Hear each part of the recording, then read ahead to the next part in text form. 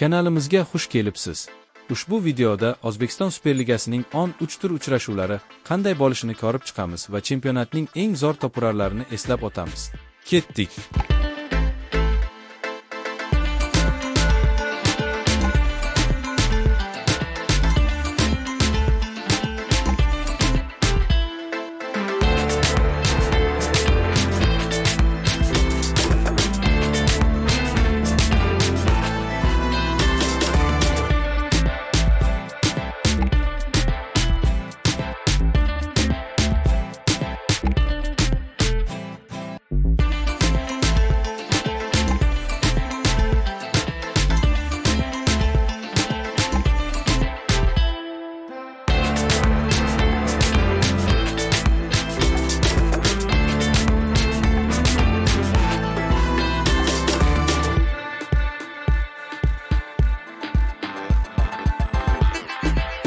Chempionatning eng zo'r to'purari Paxtakor klubidan Igor Sergeyev. U 10 ta gol urgan.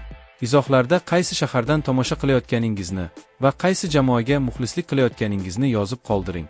Bu videoni har doim hafta oxirida qaysi jamoalar o'ynashini bilmaydigan va keyin natijalarini so'rab yuradigan do'stingiz bilan bo'lishing.